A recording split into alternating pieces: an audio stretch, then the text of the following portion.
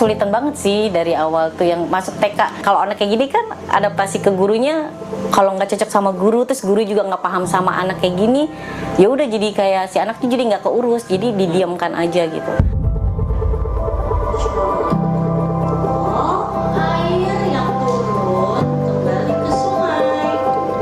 Ya begitulah kita orang tua ABK gitu, harus berteman dengan kegagalan dan penolakan terhadap anak-anak kita. Jadi kalaupun ngomong kebutuhan anak difabel, anak berkebutuhan khusus, adalah bicara tentang kenapa nggak diterima di sekolah. Layanan untuk anak-anak yang punya kebutuhan khusus pasti jauh dari harapan kita. Pemerintah menegaskan bahwa seluruh sekolah di Indonesia pada prinsipnya adalah sekolah inklusif yang wajib menjamin hak pendidikan bermutu tanpa diskriminasi. Penolakan terhadap anak-anak berkebutuhan khusus tentunya tidak sejalan dengan semangat yang diusung.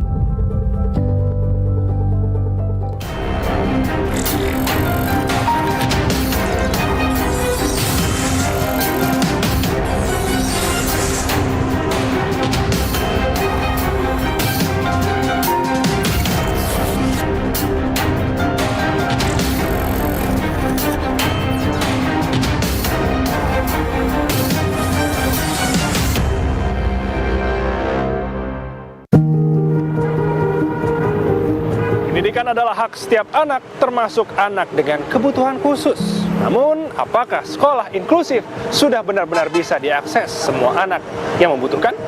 Lalu bagaimana negara menjamin pemerataan pendidikan inklusif di Indonesia? Berkas Kompas membahasnya kali ini.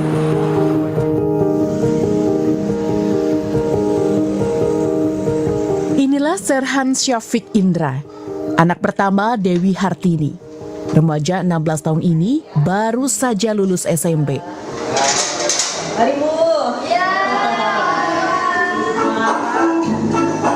Serhan merupakan anak berkebutuhan khusus. Sejak Serhan berusia 1 tahun, Dewi menyadari kondisi si buah hati.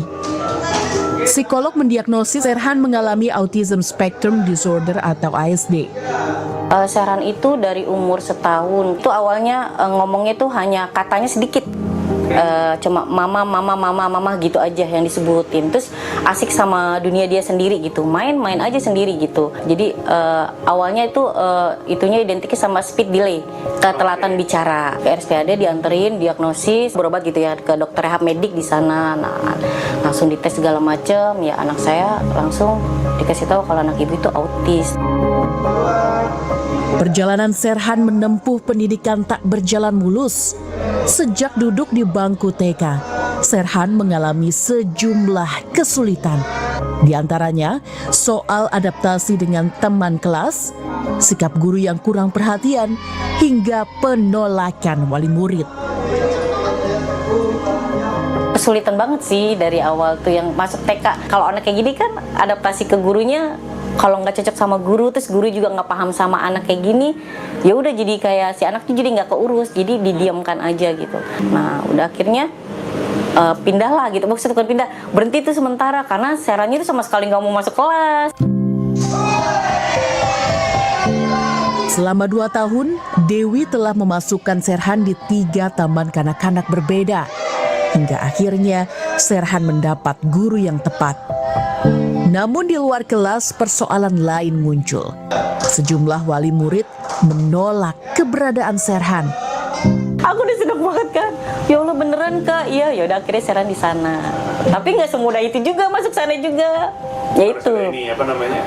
Penolakan. Penolakannya sih bukan dari sekolahnya, yaitu ibu-ibu sekitar anak-anaknya gitu kan. Walaupun saya anak autis, gimana caranya deh gitu, saya harus aktif kan ke orang tua yang lain, ngerangkul mereka, yaitu dengan ya nggak bawain kayak makanan sedikit kayak apa yuk mama gitu, saya cerita sambil kasih tahu tuh gini-gini, gini-gini butuh gini-gini, saya butuh support gini-gini, akhirnya mereka mau mengerti, alhamdulillah di situ.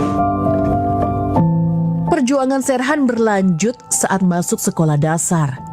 Waktu itu, salah satu SD negeri tempat Serhan mendaftar tidak menyediakan shadow teacher atau guru pendamping. Sehingga orang tua harus menyewa guru pendamping secara mandiri. Dia SD inklusif, akhirnya ke sana ketemu sama koordinator ABK-nya. Cuma disuruh melengkapi surat-surat kayak keterangan Serhan tuh diagnosisnya apa, kayak gitu. Akhirnya diterimalah di sana. Tapi dengan saya, karena kan Serhan nggak ada guru yang standby untuk jagain. Dewi pun akhirnya memutuskan menjadi guru pendamping bagi Serhan. Selama 6 tahun saya, iya di kelas. Karena kan Serhan itu kan masih dibilang mandiri belum banget Pak. Jadi kayak toilet aja dia kan harus belum bisa membedakan. Oh ini toilet cewek, ini toilet cowok. Terus belum bisa membedakan. Kayak malu masih main copot, celana kayak gitu. Jadi kan saya harus standby kan di depan ini. Terus kayak di kelas misalnya ngeliat buku, pen robek, itu masih kayak gitu. Kini, setelah Serhan lulus SMP, Dewi masih mempertimbangkan apakah Serhan akan meneruskan pendidikan di bangku SMA atau tidak. Dewi khawatir ketiadaan tenaga pendidik dan fasilitas penunjang bagi anak berkebutuhan khusus di sekolah akan menjadi hambatan bagi anaknya. Namanya guru punya keterbatasan kan, misalnya lagi kelas kosong atau gimana gitu. Kalau SMA gitu kita nggak ngerti ya Pak. Maksudnya kalau misalnya saya harus masuk juga terjun jadi shadow teacher, aduh kayaknya saya yang belum bisa untuk siap. Serhan kalau untuk SMA, aku lebih sekarang kenapa nggak fokus ke agamanya aja ya, bekalnya dia lah gitu. Kisah serupa juga dialami Nurul Novianti dan anaknya, Raffi Aditya Wicaksono.